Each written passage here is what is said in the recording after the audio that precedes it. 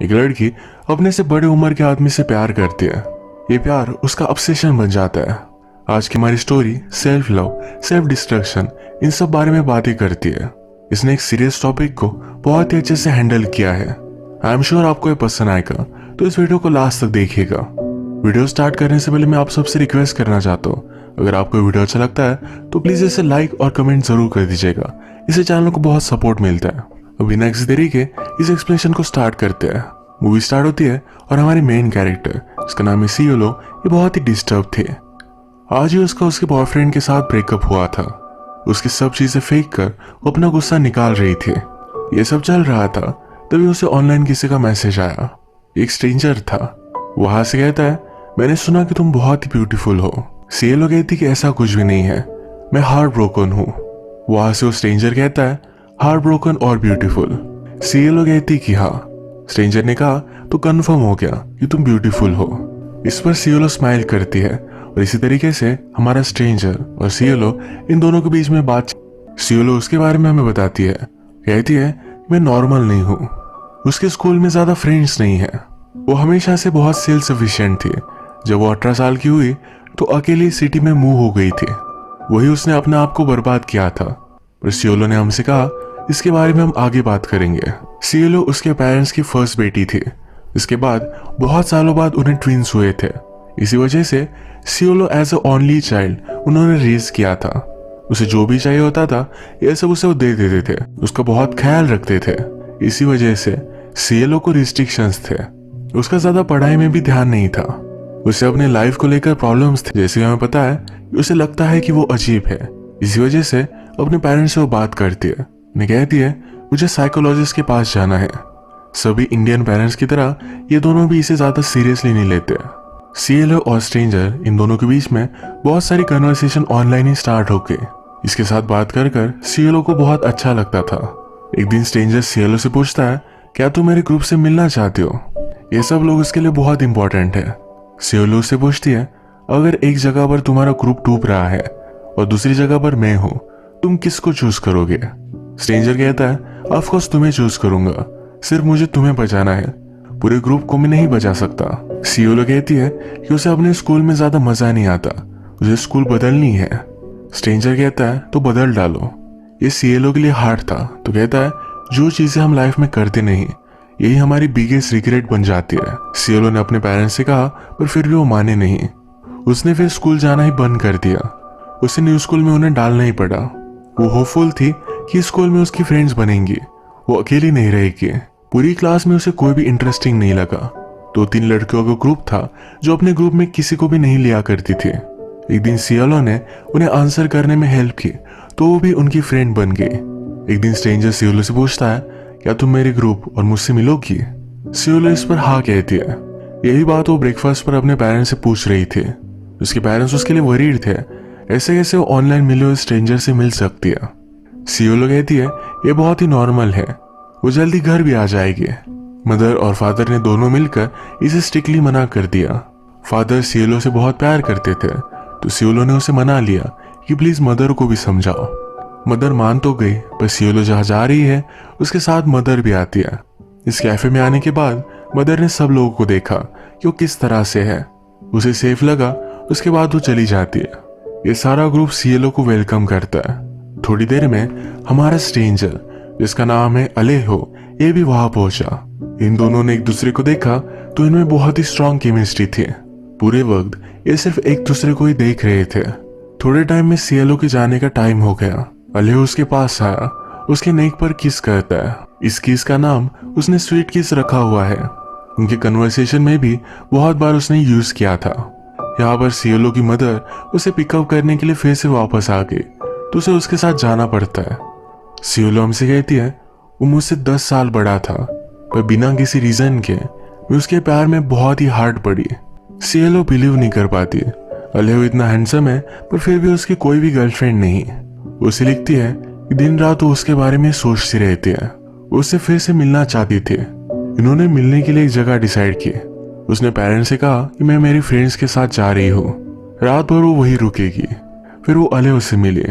वो उससे पूछता है कि कहाँ जाना है। वो कहती है, तुम्हें जहाँ ठीक लगे वही लेकर चलो। ये गाड़ी में बात करते हैं। अलेहो पूछता है क्या कुछ अर्जेंट था, क्या तुम मुझे कुछ बताना चाहती थी। सिएलो कहती है मैं सिर्फ तुमसे मिलना चाहती थी। इसके बाद अलेहो सिएलो को उसके फ्रेंड के घर पर लेकर आया। उससे पूछता है क्या तुम मेरी गर्लफ्रेंड बनोगी। सिएलो हाँ कहती है। उसने फिर पूछा क्या तुम मेरी वुमन बनोगी। सिएलो पूछती है इसमें डिफरेंस क्या है। अलेहो उसे किस कर लेता है। उसके साथ इंटीमेट होने के लिए उसे बेडरूम में लेकर गया और वो इंटीमेट होने वाले थे तभी सिएलो उसे रोक लेती है। ये उसका फर्स्ट टाइम है तो वेट करना चाहती है। अलेहो भी इस बात को समझ लेता है। इसके बाद ये दोनों कंटिन्यूसली मिलने लग गए। सिएलो को अलेहो की कंपनी अच्छी लगती थी। वो हमेशा उसे स्कूल के बाद लेने के लिए आया करता था। अलेहो ने उससे कहा था किसी को भी पता ना चले कि उसके साथ रिलेशनशिप में है। एक बड़ा ट्रबल हो सकता था। ये एक साथ टाइम स्पेंड करते थे, मेकआउट करते थे, पर कभी भी इंटीमेट नहीं हुए। एक दिन सिएलो की मदर ने उसका रूम चेक किया। अलेहो के बारे में सिएलो हमेशा लिख कर रखती थी। उनके बीच में क्या क्या हुआ है ये सब कुछ उसकी डायरी में था। ये मदर ने पढ़ लिया और उसके साथ बात करती है। कहती है ये अलेहो कौन है। सिएलो कहती है कि मैं मेरी बुक पर काम कर रही हूँ, उसी का कैरेक्टर है। मदर को इस बात पर बिलीव नहीं हुआ। कहती है अगर तुम्हारा बॉयफ्रेंड है तो उसके साथ तुम घूम फिर सकते हो, तुम टाइम स्पेंड कर सकते हो, पर कभी भी उसके साथ इंटीमेट मत होना। इसके बाद नेक्स्ट सीन में ये दोनों मेकआउट कर रहे थे। सिएलो कहती है कि अब मैं रेडी हूँ। अलेहो ने उससे कहा था कि उसे हर्ट नहीं होगा। ये झूठ था, बस सिएलो इस पर बिलीव करती है। वो उससे कुछ भी कहता फिर भी वो मान जाती क्योंकि उसके बहुत ही ज्यादा प्यार में थी। एक दिन इंटीमेट होने के बाद वो उसे कह भी देती है कि मैं तुमसे बहुत प्यार करती हूँ, मैं तुम्हारा टैटू भी बनवा सकती हूँ। उसने पूछा क्या तुम मुझसे प्यार करते हो। अलेहो मजाक मजाक में ना कह देता है। एक दिन सिएलो अपने फ्रेंड्स के साथ थे। सारी फ्रेंड्स अपने रिलेशनशिप के बारे में बात कर रही थी।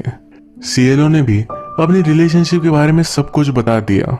इसके बाद उसकी फ्रेंड उसे हेट करने लग गए। उन्हें लगा कि सिएलो एक अच्छी लड़की नहीं है। वो बहुत ही अकेली पड़ चुकी थी तो अलेहो से बात करना चाहती थी, पर अलेहो कहता है मुझे हर रोज बात करने के लिए टाइम नहीं होता, मेरी जॉब है तो मुझे कॉन्सेंट्रेट करना पड़ता है। हम अलग अलग सिटी में रहते हैं तो रोज मिल भी नहीं सकते। अलेहो ने 2 दिन तक उससे बात नहीं की तो सिएलो ने उसे बहुत सारे वॉइस मैसेजेस भेजे हुए थे। उसे उस पर गुस्सा हो गया। कहता है ये सब नहीं चलेगा, तुम्हें अकेला रहना सीखना पड़ेगा। अगर किसी काम से मुझे कहीं जाना पड़ा तो तुम क्या करोगी। सिएलो कहती है मैं तुम्हारे साथ चलूंगी। ये सब अलेहो को सही नहीं लगता। इन बातों से सिएलो बहुत ही हार्ट ब्रोकन थी। इनमें प्रॉब्लम्स तो थी पर फिर भी इनकी रिलेशनशिप कंटिन्यू हुई। एक दिन सिएलो अलेहो से पूछती है अगर मैं प्रेग्नेंट हो गई तो तुम क्या करोगे। अलेहो कहता है तुम प्रेग्नेंट नहीं होगी और हुई भी तो फिर भी वो कुछ भी नहीं करेगा। सिएलो की एक्सपेक्टेशन थी कि अलेहो उसे एक्सेप्ट करेगा, उससे शादी करेगा। वो गुस्सा होकर उसे कहती है कि मैं तुमसे जिस तरीके से प्यार करती हूँ तुम्हें भी उसी तरीके से मुझसे प्यार करना चाहिए। इन सब चीजों को अलेहो पूरी तरीके से इग्नोर कर देता है। एक दिन गुस्से में सिएलो ने उसे मैसेज किया जिसमें लिखा था कि मैं तुमसे नहीं मिल सकती, तुम तुम्हारी तरफ से कोई भी कमिटमेंट नहीं दिखाते जो सही नहीं है। इसके बाद अलेहो ने उसे कोई भी मैसेज नहीं किया, कोई कॉल नहीं किया। सियो को लगा कि उसने बहुत बड़ी गलती कर दी। वो अलेहो को कॉल करती है, उसे सॉरी कहती है, पर अलेहो मानता नहीं। कहता है तुमने मुझसे ब्रेकअप किया है। एक रात बहुत बारिश हो रही थी, वैसे ही सिएलो उसके पास आई। अलेहो उसके लिए डोर भी नहीं खोलता। सिएलो कहती है कि मैं बहुत सॉरी हूँ, मुझसे गलती हो गई, प्लीज मुझे माफ कर दो, मुझे तुम्हें खोना नहीं है। वो उसका बहुत टाइम तक वेट कर रही थी पर लास्ट तक अलेहो ने डोर ही नहीं खोला। सिएलो 18 साल की हुई। उसके पेरेंट्स कहीं बाहर गए थे तो बहुत बड़ी पार्टी उसने की। इसमें अलेहो को भी उसने बुलाया था पर वो नहीं आया। उसे आजकल कुछ भी सही नहीं लगता। वो लिटरली मरना चाहती थी। सब चीजों को लेकर वो इनसिक्योर हो गई थी, स्पेशली अपनी बॉडी। वो फिर खाना खाकर उसकी उल्टी कर देती थी जिससे उसका वेट ना बढ़ पाया। उसे अपने लिए एक परफेक्ट बॉडी चाहिए थी। अब अलेहो से ब्रेकअप किए हुए उसे 1 साल हो चुका है। वो अब रह नहीं पाई। एक दिन अलेहो के घर पर पहुंच गई। वो उसे पूछता है तुम यहाँ क्या कर रही हो। सिएलो कहती है 1 साल हो चुका है, मैं अब तुमसे दूर नहीं रह सकती। ये दोनों फिर किस कर लेते हैं। तभी अलेहो की गर्लफ्रेंड आ गई।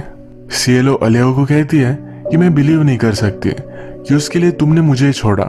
उसे कुछ भी चीज में इंटरेस्ट नहीं था। वो दिन भर एक ही जगह पर पड़ी रहती थी। उसे स्कूल में ऐसे लिखने के लिए कहा गया जिसमें उसने लिखा उसे किसी भी चीज में इंटरेस्ट नहीं है। ये उसका ऐसे बहुत ही डिप्रेसिंग था जिसमें अलेहो के बारे में उसने सब कुछ लिखा था। उसकी टीचर उससे कहती है तुम्हें थेरेपिस्ट के पास जाना चाहिए। समझाती है तुम्हें कोई ना कोई तो चीज अच्छी लगती होगी, जैसे जर्नलिज्म है, राइटिंग है। इस पर सीएलओ ने भी सोचा। सीएलओ ने इसके बाद पूरी तरीके से फूड छोड़ दिया। वो कुछ भी नहीं खाती थी, वो सिर्फ जिंदा रहे इसके लिए सप्लीमेंट लिया करती थी।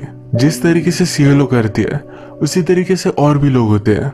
इन्हें बुलिमिक कहा जाता है। सीएलओ ने फिर इन्हीं लोगों के लिए एक वेबसाइट बनाई जिनसे वो बातें कर सके। उसे लगता था इससे वो अपना गोल अचीव कर पाएगी, जो है परफेक्ट बॉडी। अभी भी हम देख सकते हैं सीएलओ और अलेहो ये दोनों मिलते रहते हैं। एक दिन सीएलओ जब अलेहो के पास आए तो उसका सारा सामान घर से निकल चुका था। उसने उससे पूछा तुम जा कहाँ रहे हो। अलेहो कहता है मेरी एक फ्रेंड को मेरी जरूरत थी तो उसी के साथ मैं अब रहने वाला हूँ। सीएलओ इस पर बहुत चिढ़ गई। सीएलओ से पूछती है तुम्हारी गर्लफ्रेंड का क्या।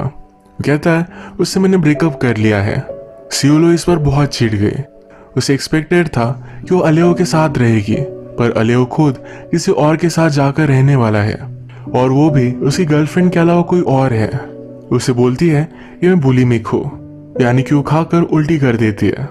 अलेहो कहता है ये सब घटिया चीजें बंद कर दो।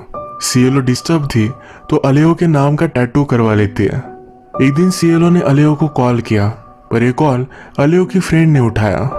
सीएलओ सुनती है कि अलेहो उसे बता रहा था कि उसे इग्नोर कर दो। जिस तरीके से हमेशा अलेहो उसे इग्नोर करता है उसी तरीके से इस बार सीएलओ उसे इग्नोर करती है। उसका कोई भी मैसेज, कोई भी कॉल का जवाब नहीं देती। एक दिन फिर अलेहो ही उससे मिलने के लिए आया। रात में दोनों इंटीमेट हो रहे थे, तभी अलेहो स्टॉप हो गया। कहता है मैं अब तुमसे अट्रैक्टेड नहीं हूँ, तुम बहुत ही ज्यादा स्किनी हो चुकी हो। इसी मोमेंट पर अलेहो की फ्रेंड भी घर आ गई। सुबह होने पर हम देखते हैं सीएलओ, अलेहो और उसकी फ्रेंड ये सब मिलकर ब्रेकफास्ट कर रहे थे। सीएलओ को रियलाइज हुआ कि इन दोनों के बीच में कुछ ना कुछ तो है। यह उसके लिए अनकंफर्टेबल था। वो फिर एक बच्चे की आवाज सुनती है। यह बच्चा अलेहो और उसके फ्रेंड का था। ये सिचुएशन बहुत ही वियर्ड थी। अलेहो का अपने फ्रेंड के साथ एक बच्चा है और उसी के घर में रहता है। ये सब होने के बावजूद एक ओपन रिलेशनशिप है। सीएलओ अब 18 ईयर्स की थी। वो अपने पेरेंट्स के साथ रहे, ऐसा कुछ भी कंपलसरी नहीं था। वो सिटी में अपने फ्लैट में रहने लग जाती है। एक दिन जब वो अलेहो के साथ थी तो उसे कहती है कि तुम अब मेरे साथ आकर रह सकते हो, तुम्हें उसके साथ रहने की कोई भी जरूरत नहीं है। अलेहो कहता है कि मैं नहीं कर सकता। सीएलओ इस पर गुस्सा हो गई। वो चाहती थी कि उसके फ्रेंड के साथ ब्रेकअप कर ले। अलेहो कहता है तुम पूरी तरीके से पागल हो, तुम्हें हेल्प की जरूरत है। वो यहाँ उसके साथ फिर से ब्रेकअप कर चला जाता है। सीएलओ कुछ भी खाती नहीं थी तो उसे साइड इफेक्ट आना स्टार्ट हो गया। एक दिन स्कूल में चक्कर आकर वो नीचे गिर गई। उसके पेरेंट्स को इन सब चीजों के बारे में पता चल गया। उसे समझाते हैं तुम्हें हमारे साथ हॉस्पिटल आना चाहिए। सीएलओ इस पर मना कर रही थी। जैसे सब कुछ चल रहा है उसी तरीके से चलने देना चाहती है। उसने पूरी तरीके से रेजिस्ट किया, उसके पेरेंट्स माने नहीं। उसे समझाते हैं तुम्हें साइकोलॉजिस्ट के पास जाना चाहिए। सीएलओ ने कहा कि जब से मैं 15 साल की थी तब से बता रही हूँ मुझे साइकोलॉजिस्ट के पास जाना है, पर आपने मुझे कोई भी हेल्प नहीं की।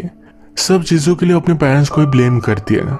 उसके पेरेंट्स उसे रिस्ट्रिक्ट करते हैं, कहते हैं तुम अकेली रह सकते हो, पर हर रोज तुम्हें हमारे साथ हॉस्पिटल आना पड़ेगा, अपने आप का सही से ख्याल रखना पड़ेगा। उसे लगा कि उसका पूरा फ्रीडम चला जा चुका है। वह इसे नॉर्मल खाना खाने का ट्राई करती है पर खा नहीं पाती। उसे पेट में बहुत दर्द हो रहा था। ये सब देखकर उसके पेरेंट्स को बहुत बुरा लगा। नॉर्मल की लाइफस्टाइल से सीएलओ फिर से तंग आ चुकी थी। वो डायरेक्टली घर से ही भाग गई, अपने एक फ्रेंड के साथ रहने लग गई। वो ड्रंक होती थी, कुछ भी खाती नहीं थी। इसी तरीके से अपना लाइफस्टाइल उसने कंटिन्यू किया। वो फिर से अलेहो को मिलने के लिए गई। अलेहो कहता है तुम्हारे पेरेंट्स अभी अभी तुम्हें यहाँ ढूंढते हुए आए थे, यहाँ से तुम चली जाओ। सीएलओ मान नहीं रही थी। कहता है जल्दी से चली जाओ वरना मैं पुलिस को बुलाऊंगा। एक दिन अलेहो को याद किए हुए वो बहुत ज्यादा डिप्रेस्ड हो गई। उसने नाइव्स ली और अपने आप को कट कर दिया। वो लेटर लिख कर जाती है मेरे डेथ के बाद ज्यादा गम में मत रहना, मैं जिंदा थी पर फिर भी मर चुकी थी। इसके बाद मूवी में बहुत सारा टाइम गुजर चुका है। सीएलओ सुसाइड अटेम्प्ट से बच चुकी है। वो हमसे कहती है मैंने ट्राई किया जिंदा रहने का रीजन ढूंढने का। उसे बहुत सारे रीजन मिल गए। उसने अपने बारे में एक चीज नोटिस की, उसकी रिलेशनशिप, उसका खुद का पेन, सिर्फ यही चीजें उसे डिफाइन नहीं कर सकती। वो एज अ पर्सन और भी बहुत सारी चीजें हैं। पेन हमेशा से रिलेटिव है। उसका दर्द कोई भी पर्सनली समझ नहीं सकता, पर हर कोई इससे रिलेट कर सकता है, क्योंकि कभी ना कभी हम सब हमारी लाइफ में पागलों की तरह प्यार में थे। सीएलओ ने अपने डिप्रेशन से ऊपर उठने की स्टोरी, अपने लाइफ के स्ट्रगल, इन सब की एक बुक लिखी। उसे हमेशा से राइटिंग में इंटरेस्ट था। यह हमारी स्टोरी एक रियल लाइफ स्टोरी है। इसके बाद वो एक बड़ी ऑथर बनी। वो अब उसके 3rd बुक पर काम कर रही है। वो सक्सेसफुल हुई और उसे अब 2 डॉटर्स है। वो अपनी लाइफ में हैप्पी है। अलेओ के साथ उसकी रिलेशनशिप टॉक्सिक थी, उसके लिए गलत था, पर जैसे सीएलओ कहती है कि हम सब लोग कभी ना कभी पागलों की तरह प्यार में रहे हैं। ये उसका वही एक्सपीरियंस मूवी शेयर करती है। हमें होप देकर जाती है कि हमारी लाइफ में हमारे रिलेशनशिप के अलावा, हमारे पेन के अलावा और भी चीज़ें हैं जो हमें डिफाइन करती है। इस मैसेज के साथ आज का वीडियो हम खत्म करते हैं। अगर आपको वीडियो अच्छा लगा तो प्लीज़ इस वीडियो को लाइक कर दीजिएगा।